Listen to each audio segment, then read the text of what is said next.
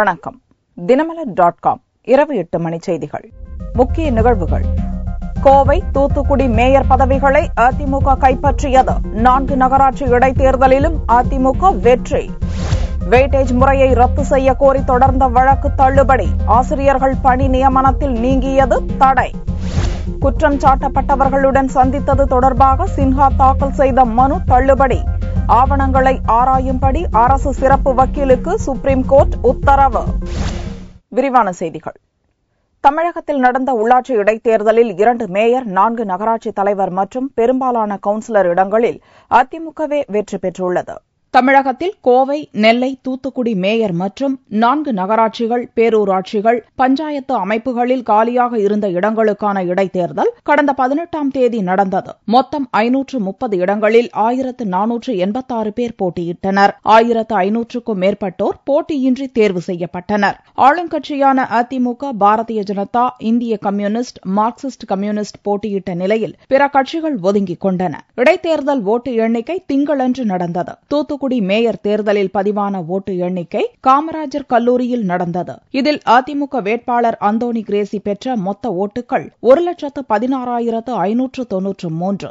பாரதிய ஜனதா வேட்பாளர் ஜெயலட்சுமி 31,708 ஓட்டுகள் பெற்றார். 84,885 ஓட்டுகள் வித்தியாசத்தில் அந்தோணி கிரேசி வெற்றி பெற்றார். தூத்துக்குடி மாநகராட்சி வெற்றியை அதிமுகவினரும், டெபாசிட் பெற்ற மகிழ்ச்சியை பாஜகவினரும் பட்டாசுகள் வெடித்து இனிப்புகள் வழங்கி கொண்டாடினர். இன்று தூத்துக்குடி மாநகராட்சி ஆசி பெற்ற வேட்பாளர் புரட்சித் தலைவி அம்மா அவர்களின் ஆசி பெற்ற வேட்பாளராக இன்று இமாலய வெற்றி அடைந்துள்ளேன். புரட்சித் தலைவி அம்மாவுக்கு கிடைத்த வெற்றி எனக்கு கிடைத்த வெற்றி அல்ல. புரட்சித் தலைவி அம்மாவுக்கு தூத்துக்குடி மக்கள் சார்பில் கோடான கோடி நன்றி காணிக்கையை அவர்கள் காலடியில் வைக்கிறேன். இன்று தூத்துக்குடி மாநகராட்சி மேயர் வேட்பாளர் ஓட்டுகள் எண்ணப்பட்டன.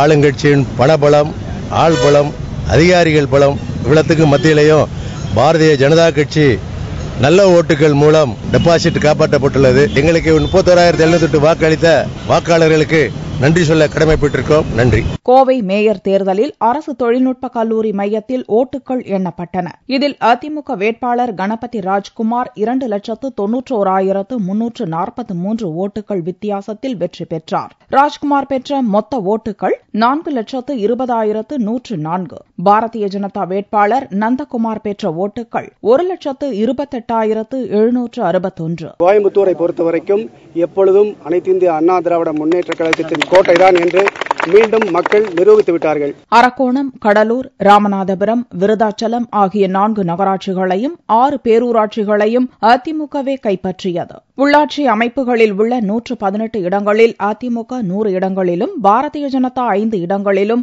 இந்திய கம்யூனிஸ்ட் 1 இடத்தையும், காங்கிரஸ் கட்சி 4 இடங்களையும், சுயேட்சைகள் 8 இடங்களையும் கைப்பற்றியுள்ளது. தேசிய கட்சியான பாரதிய ஜனதா இந்த தேர்தலில் டெபாசிட்டை கைப்பற்றி ஆறுதலை பெற்றுள்ளது. ஆசிரியர் பணி நியமனத்தில் அறிமுகப்படுத்தப்பட்ட வெயிட்டேஜ் முறையை ரத்து செய்ய கோரிய மனுக்களை சென்னை உயர்நீதிமன்றம் தள்ளுபடி செய்துள்ளது. தமிழகத்தில் பட்டதாரி இடைநிலை ஆசிரியர் பணிக்கான தகுதி தேர்வு கடந்த 2013 ஆகஸ்ட் மாதம் நடந்தது. இத்தேர்வில் வெற்றி பெற்றவர்களின் +2 பட்டப்படிப்பு மற்றும் B.Ed படிப்பில் பெற்ற மதிப்பெண்களுக்கு தனி மதிப்பெண் சலுகையாக வெயிட்டேஜ் மதிப்பெண் வழங்கப்பட்டு தமிழக அரசின் பள்ளிக் கல்வித்துறை கடந்த மே 30ஆம் தேதி அரசாணை வெளியிட்டது.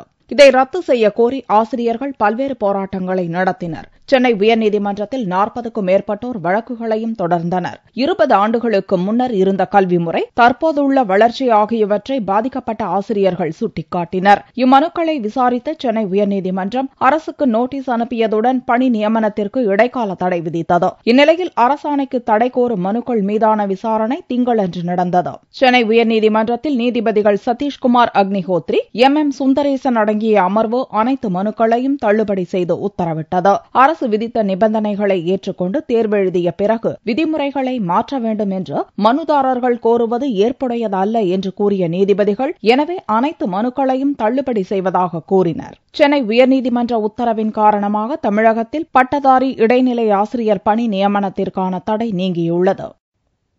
தன் மீதான குற்றச்சாட்டுகள் குறித்து விசாரிக்கக்கூடாது என்று சிபிஐ இயக்குநர் தாக்கல் செய்த மனுவை தள்ளுபடி செய்துள்ள உச்சநீதிமன்றம் இக்குற்றச்சாட்டுகள் குறித்து அரசின் சிறப்பு வக்கீல் ஆராய உத்தரவிட்டுள்ளது. 2G அலைவரிசை ஒதுக்கீடு, நிலக்கரி சுரங்க ஒதுக்கீடு ஊழல் வழக்குகளில் தொடர்புடைய சிலர் சிபிஐ இயக்குநர் ரஞ்சித் சின்ஹாவை அவரது வீட்டில் பலமுறை சந்தித்ததாகவும், எனவே அந்த வழக்கு விசாரணையிலிருந்து அவரை விலக்கி வைப்பதுடன் பதவி நீக்கம் செய்ய வேண்டும் என்று பொதுநல வழக்குகளுக்கான மையம் என்ற NGO சார்பில் வழக்கு தொடரப்பட்டது. இவ்வழக்கில் ஆம் ஆத்மி கட்சியைச் சேர்ந்தவரும் மூத்த வக்கீலுமான பிரசாந்த் பூஷன், ரஞ்சித் சின்ஹாவை அவரது வீட்டில் சென்று சந்தித்தவர்கள் தொடர்பாக பதிவேட்டையும் நீதிமன்றத்தில் சமர்ப்பித்தார். அந்த பதிவேட்டின் நம்பகத்தன்மை குறித்து கேள்வி எழுப்பிய சின்ஹா, தன் மீதான குற்றச்சாட்டுகள் பொய்யானவை என்றும் இந்த வழக்கு விசாரணைக்கு தடை விதிக்க வேண்டும் என்றும் பதில் மனு தாக்கல் செய்தார். இதற்கிடையே சின்ஹா வீட்டு பார்வையாளர்கள் பதிவேட்டை கொடுத்தது யார் என்பதை தெரிவித்தால் அவரது உயிருக்கு ஆபத்து ஏற்படக்கூடும் என்பதால் அதை தெரிவிக்க இயலாது என்றும் பிரசாந்த் பூஷன் பிரமாண வாக்குமூலம் தாக்கல் செய்திருந்தார். இந்நிலையில் திங்களன்று இவ்வழக்கு உச்சநீதிமன்றத்தில் விசாரணைக்கு வந்தது. அப்போது சின்ஹா வீட்டு பதிவேட்டை கொடுத்தவரின் பெயரை தெரிவிக்க முடியாததற்கு NGO அமைப்பில் உச்சநீதிமன்றத்தில் மன்னிப்பு கோரப்பட்டது. இதைத் தொடர்ந்து நீதிபதிகள் தங்களது உத்தரவை திரும்பப் பெற்றனர். இதையடுத்து சின்ஹாவின் மனுவை தள்ளுபடி செய்து உத்தரவிட்ட நீதிபதிகள் அவர் மீதான குற்றச்சாட்டுகள் குறித்து ஆராயும்படி அரசின் சிறப்பு வக்கீலுக்கு உத்தரவிட்டனர். இதற்காக சிபிஐக்கு எதிராக தாக்கல் செய்யப்பட்ட டைரி, பார்வையாளர் பதிவேடு உள்ளிட்ட ஆவணங்களை சிறப்பு வக்கீலிடம் ஒப்படைக்கவும் உத்தரவிடப்பட்டுள்ளது. இதனால் சிபிஐ இயக்குநர் ரஞ்சித் சின்ஹாவுக்கு நெருக்கடி அதிகரித்துள்ளது. இறுதிக்கட்ட சோதனை வெற்றி பெற்றதை அடுத்து மங்கள்யான் விண்கலம் செவ்வாய் கிரகத்தின் ஈர்ப்பு பகுதிக்குள் நுழைந்துள்ளதாக இஸ்ரோ ஆராய்ச்சி மையம் தெரிவித்துள்ளது. செவ்வாய் கிரகத்தை ஆராய்வதற்காக கடந்த ஆண்டு நவம்பர் மாதம் மங்கள்யான் விண்கலத்தை ஸ்ரீஹரிகோட்டாவிலிருந்து இந்திய விண்வெளி ஆய்வு மையம் விண்ணில் ஏவியது. சுமார் ஓராண்டு பயணத்தை தொடர்ந்து செவ்வாய் கிரகத்தை மங்கள்யான் நெருங்கியது. அதிவேகத்தில் பயணித்து வரும் மங்கள்யான் விண்கலத்தை செவ்வாய் கிரகத்தின் ஈர்ப்புக்குள்ளும் அதன் சுற்றுவட்ட பாதையில் நிறுத்துவதற்கான நடவடிக்கைகளையும் இஸ்ரோ மையம் மேற்கொண்டுள்ளது. மங்கள்யான் வேகத்தை குறைக்கும் வகையில் அதில் உள்ள லேம் என்ற இயந்திரம் இயக்கப்படுகிறது. 24ஆம் தேதி புதன்கிழமையன்று காலை 7:17 மணிக்கு இக்கருவி இயக்கப்பட உள்ளது. இதற்கான கட்டளைகள் ஏற்கனவே பிறப்பிக்கப்பட்டு தயார் நிலையில் உள்ளது. இந்நிலையில் திட்டமிட்டபடி மங்கள்யான் விண்கலம் செவ்வாய் கிரகத்தின் ஈர்ப்பு பகுதிக்குள் வந்துள்ளதாக இஸ்ரோ முகநூல் பக்கத்தில் தெரிவிக்கப்பட்டுள்ளது. திட்டமிட்டபடி மங்கள்யானை செவ்வாயின் சுற்றுவட்ட பாதையில் நிலைநிறுத்தும் பணிகளை விஞ்ஞானிகள் மேற்கொண்டுள்ளனர். மங்கள்யான் விண்கலம் செவ்வாய் கிரகத்தின் மேற்பரப்பு பகுதிகளை படமெடுத்து அனுப்புவதோடு அங்குள்ள மீத்தேன் மற்றும் கனிம வளங்கள் குறித்தும் ஆராய உள்ளது. லட்சத்தீவு பகுதிகளில் ஏற்பட்டுள்ள மேலடுக்கு சுழற்சி காரணமாக அடுத்த 24 மணி நேரத்தில் வட, தென் மாவட்டங்களில் இடியுடன் கூடிய மழை பெய்யக்கூடும் என வானிலை மையம் தெரிவித்துள்ளது. தமிழகம் மற்றும் புதுச்சேரியில் கடந்த 24 மணி நேரத்தில் ஒரு சில இடங்களில் மழை பெய்துள்ளது. இந்நிலையில் திங்களன்று செய்தியாளர்களை சந்தித்த சென்னை வானிலை மைய இயக்குநர் ரமணன், வெப்பச்சலனத்தினால் இந்த மழை பெய்துள்ளதாக கூறினார். ஒரு புதிய மேலடுக்கு சுழற்சியானது லட்சத்தீவு கடல் பகுதியில் உருவாகியுள்ளது. இதன் காரணமாக அடுத்த 24 மணி நேரத்திலே வட மாவட்டங்களில் அனைத்து இடங்களிலும், தென் மாவட்டங்களில் ஒரு சில இடங்களிலும் இடியுடன் கூடிய மழை எதிர்பார்க்கலாம். வட மாவட்டங்களில், குறிப்பாக வட உள் மாவட்டங்களில் ஓரிரு இடங்களில் கனமழையும் இருக்கக்கூடும். கடந்த 24 மணி நேரத்தில் அதிகபட்சமாக 12 சென்டிமீட்டர் மழை கள்ளக்குறிச்சியில் பதிவாகியுள்ளது. சென்னையில் உள்ள 4 அரசு பொது மருத்துவமனைகளில் மலிவு விலை உணவகத்தை முதல்வர் ஜெயலலிதா துவக்கி வைத்துள்ளார். சென்னை மாநகராட்சி சார்பில் வார்டுக்கு 1 வீதம் 200 இடங்களில் அரசு சார்பில் மலிவு விலை உணவகங்கள் திறக்கப்பட்டன. இட்லி ₹1, பலவகை சாதங்கள் ₹5, இரவில் சப்பாத்தி ₹3 என்று மலிவு விலையில் உணவுகள் வழங்கப்பட்டது பொதுமக்களிடையே வரவேற்பை பெற்றது. இதைத் தொடர்ந்து தமிழகம் முழுவதும் இத்திட்டம் விரிவுபடுத்தப்பட்டது. இந்நிலையில் சென்னை அரசு கஸ்தூரிபாய் காந்தி தாய்சேய் நல மகப்பேறு மருத்துவமனையில் திங்களன்று நண்பகல் 12:15 மணிக்கு முதல்வர் ஜெயலலிதா மலிவு விலை உணவகத்தை துவக்கி வைத்தார். அங்கிருந்தவர்களுக்கு உணவுகளை பரிமாறியதோடு அவற்றை ருசித்தும் பார்த்தார்.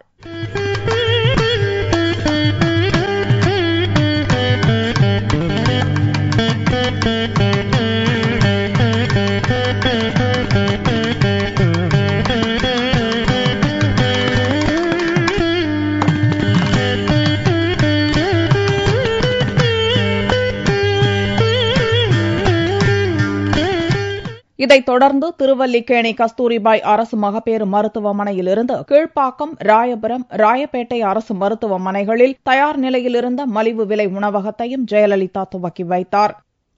சென்னை தலைமைச் செயலக பிரதான கட்டடத்தில் ஊழியர்கள் பணிக்கு வராத நிலையில் திடீர் தீ விபத்து ஏற்பட்டது.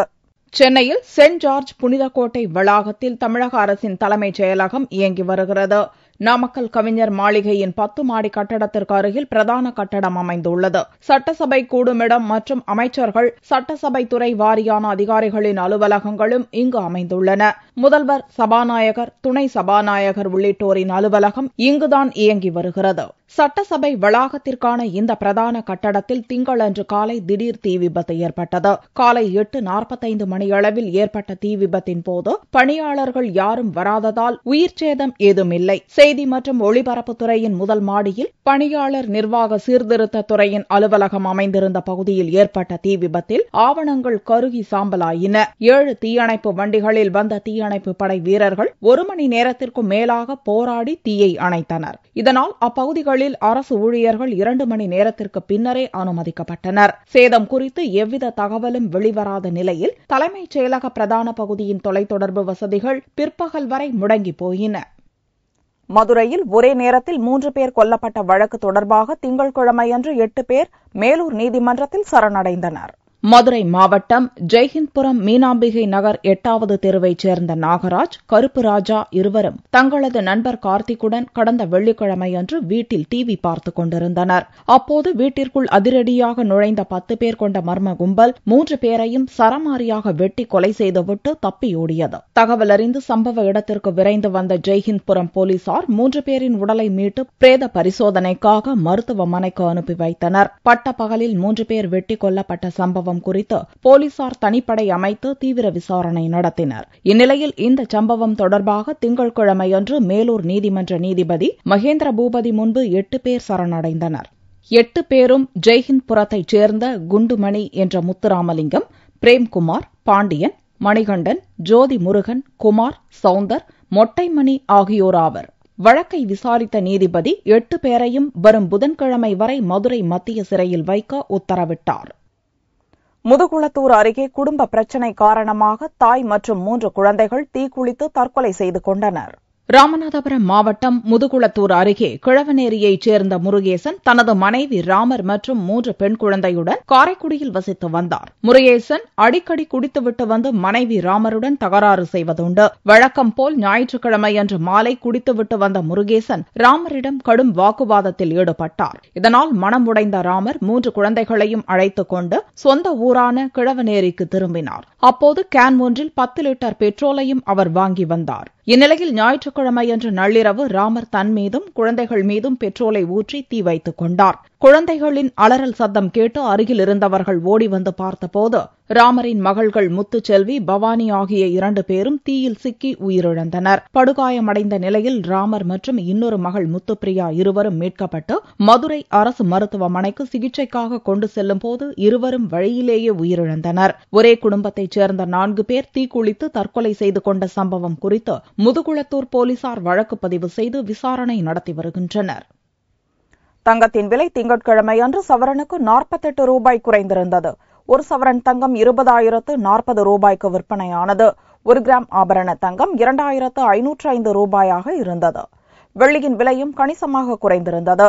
கிராமுக்கு 50 காசுகள் குறைந்து 1 கிராம் 41 ரூபாய் 60 காசுகளுக்கு விற்பனையானது. பார்வெள்ளியின் விலை 38,860 ரூபாயாக இருந்தது. நவராத்திரி விழாவை முன்னிட்டு பத்மநாபபுரம் அரண்மனையில் சரஸ்வதி தேவி பவனி கோலாகலமாக துவங்கியது. திருவிதாங்கூர் சமஸ்தானத்தின் தலைநகராக கன்னியாகுமரி மாவட்டத்தில் அமைந்துள்ள பத்மநாபபுரம் விளங்கியது. இங்குள்ள அரண்மனை வளாகத்தில் சரஸ்வதி கோவில் அமைந்துள்ளது. இக்கோவிலில் மன்னர்கள் காலத்திலிருந்து நவராத்திரி விழா கோலாகலமாக கொண்டாடப்பட்டு வருகிறது. பின்னர் நிர்வாக வசதிக்காக 1840ஆம் ஆண்டு தலைநகர் திருவனந்தபுரத்துக்கு மாற்றப்பட்டது. அதன் பின்னரும் தொடர்ந்து நவராத்திரி விழா தடையின்றி நடப்பதற்காக மன்னர் உத்தரவுப்படி சரஸ்வதி தேவி சிலை யானை மீது பவனியாக திருவனந்தபுரம் கொண்டு செல்லப்பட்டது. மன்னராட்சி மறைந்த பின்னரும் அந்த மரபு இன்றும் தொடர்ந்து நடந்து வருகிறது. தமிழகம் மற்றும் கேரள மாநில மக்களை இணைக்கும் விழாவாக நவராத்திரி விழா கொண்டாடப்பட்டு வருகிறது. வரும் 24ஆம் தேதி நவராத்திரி பூஜை தொடங்க உள்ளதால் ஞாயிற்றுக்கிழமையன்று பத்மநாபபுரத்திலிருந்து சுவாமி பவனி புறப்பட்டது. நவராத்திரி திருவிழாவை முன்னிட்டு தமிழ்நாட்டில் ஒரு பகுதியாக இருந்து கொண்டிருக்கின்ற கன்னியாகுமரி மாவட்டத்திலிருந்து முன்னுவித்தை நங்கை உட்பட நம்முடைய பத்மநாபபுரம் அரண்மனையிலிருந்து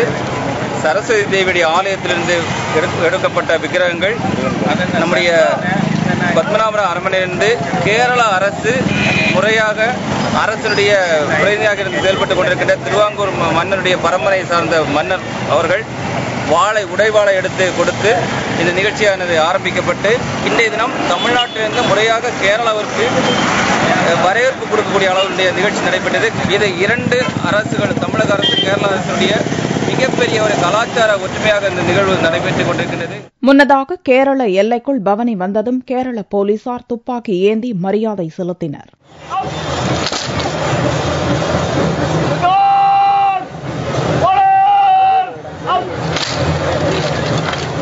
மாநில எல்லையான களியக்காவிளைக்கு இந்த பவனி வந்தபோது கேரள மாநில கவர்னர் சதாசிவம் தனது மனைவியுடன் வந்து பவனியை வரவேற்றார். இவ்விழாவில் மத்திய இணை அமைச்சர் பொன் ராதாகிருஷ்ணன், கேரள மாநில தேவசம்போர்டு அமைச்சர் சிவகுமார் மற்றும் அதிகாரிகள் கலந்து கொண்டனர். இந்த பவனி செவ்வாய்க்கிழமையன்று திருவனந்தபுரம் சென்றடைகிறது. மீண்டும் செய்திகள் இந்திய நேரப்படி செவ்வாய்க்கிழமை மாலை 4 மணிக்கு. வணக்கம்.